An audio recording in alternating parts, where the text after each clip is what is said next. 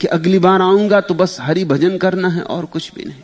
और मैं तुमसे कहता हूं, तुमने भी बहुत बार इस तरह वायदे किए हैं कि अगली बार बस ये जीवन देख लिया बहुत, भोग लिया बहुत, बस हो गया बहुत, इतना काफी है।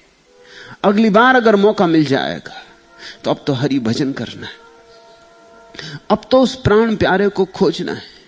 मगर जैसे ही मर जाते हो स्मृति पे पर्दा पड़ जाता है, नया जन्म, भूल गए पुराना सब, फिर आबासा, फिर शुरुआत, फिर वही भूलें, फिर वही पुनरुक्ति। नया कुछ करने को यहां है भी नहीं। नया करोगे क्या?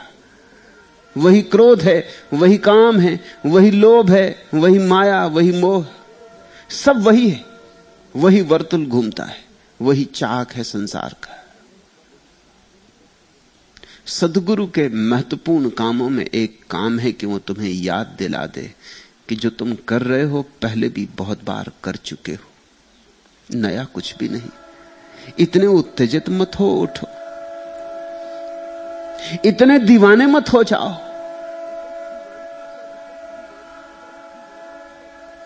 जरा याद करो, स्मरण करो, खोजो अपने भीतर, क्योंकि तुम्हारी दबी हुई स्मृतियों में सब पड़ा है। जो भी तुम कभी रहे हो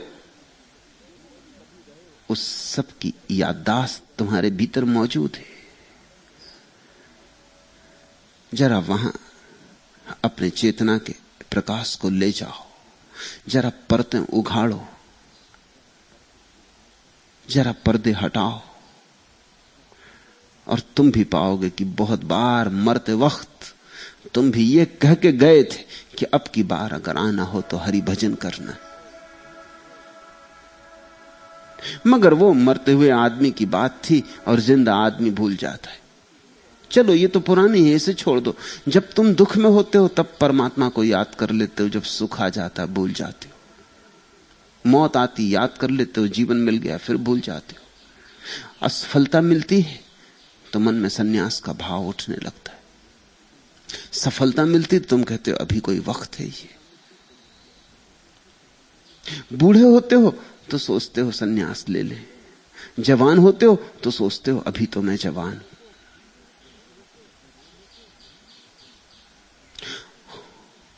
और मन के धोखे ऐसे कि बूढ़े से बूढ़ा आदमी दूसरे उसे बूढ़ा मानते हैं, वो थोड़ी अपने को बूढ़ा मानता। अमेरिका का एक करोड़पति 90 वर्ष की उम्र तक जिया। जब वो 90 वर्ष का हो गया, उसके मित्रों ने पूछा कि आप अब भी क्यों कमाए चले जाते? इतना तो है, बहुत है, और अब जिंदगी कितनी? अब कमाने की फिक्र, अब झंझट, अब भी दफ्तर जाने की जरूरत। पता है 90 वर्ष के बूढ़े आदमी ने क्या कहा? बुढ़ापे के लिए कुछ तो इकट्ठा करूं। 90 वर्ष का आदमी भी बुढ़ापे के लिए इकट्ठा कर रहा है।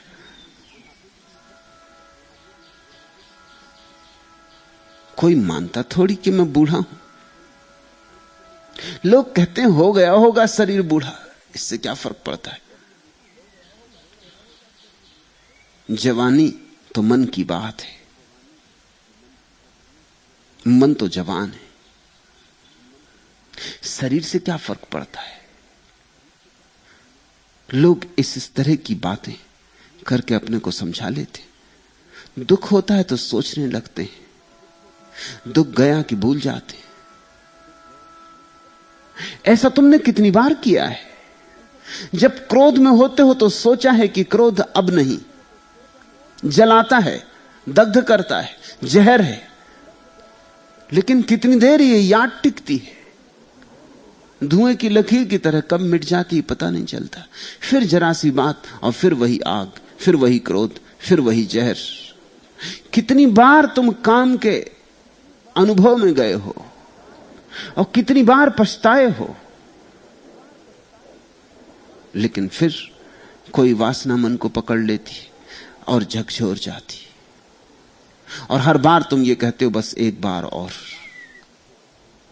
मगर वह एक बार चुकता नहीं।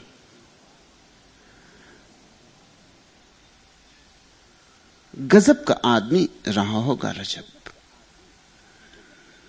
गुरु ने आंख में आंख डाली और जैसे सारा विस्फोट हो गया।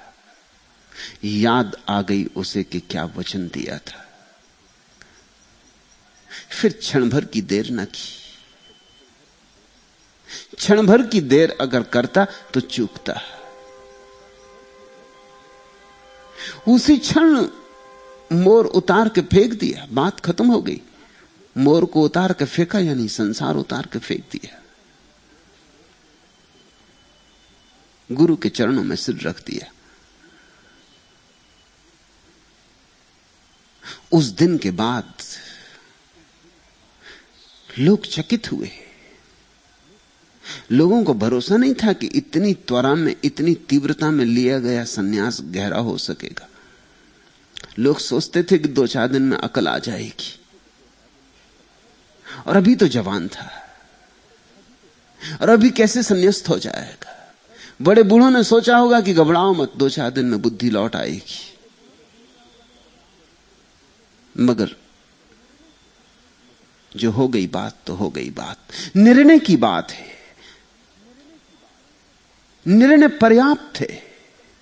आचरण को साधना नहीं होता, साधते कमजोर हैं। जिनके पास थोड़ी भी जीवंतता है, उनका निर्णय ही उनका आचरण बन जाता है।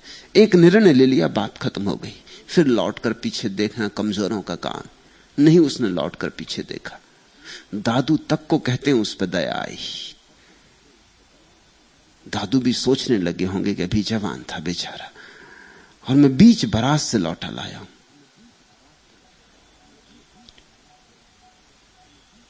थोड़ा सुख ले लेने देता। ये मैंने क्या किया। तो 2-4-8 दिन के बाद दादू ने खुद रज्जब को कहा कि देख, तू अभी जवान है, तूने मेरी बात मानी सो ठीक। अब मुझे थोड़ा थोड़ा पछतावा होता है, तूने मुझे झंझट में डाला।